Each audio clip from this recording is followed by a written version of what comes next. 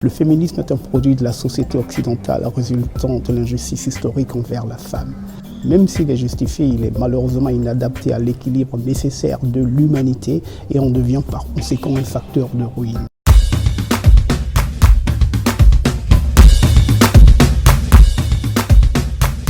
Hotep, Djambo, Akwaba et Kabo, bienvenue à tous.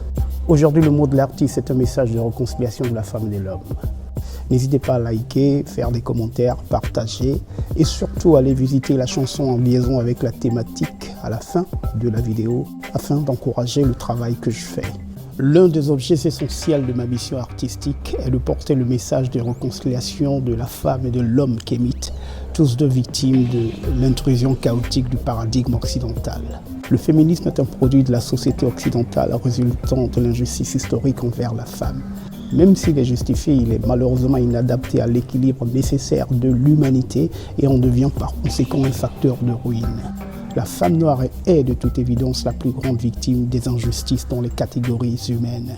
Mais son épanouissement ou la solution à ces souffrances n'est pas dans l'afroféminisme, mais dans le retour aux traditions kémites. Cela tient du fait que la cosmologie kémite est fondée sur la célébration de la vie dont la femme est l'immuable dépositaire de par son pouvoir primordial en rapport avec le culte d'Isis, à savoir porter et donner la vie, ce qui se traduit par la naissance de Ru, entretenir la vie par ses attributs de mère nourricière, ce qui se traduit par l'allaitement de Ru, et ses attributs de femme mère soigneuse, ce qui se traduit par la résurrection d'Osiris par Isis, donc Aceta.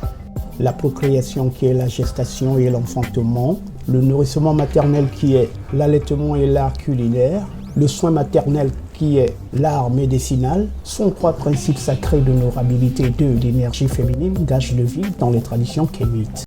Vous voyez là qu'on ne parle pas d'autre enjeu que de la vie, donc de la valeur suprême en toute objectivité. Ainsi, ces trois principes sacrés traduisent le pouvoir naturel de la femme en parfaite harmonie avec l'autorité dissuasive et protective de l'homme dans la stricte observation des lois de la Ma'at, dénuées de toute notion de domination et de soumission. Aux antipodes du paradigme occidental dont nous sommes l'objet d'acculturation, ici la notion du pouvoir se résume aux attributs primordiaux de porter, générer, nourrir, organiser la vie, dans une parfaite cohésion avec l'autorité masculine préventive de la transgression pour l'assurance de l'ordre, la quintessence de la civilisation.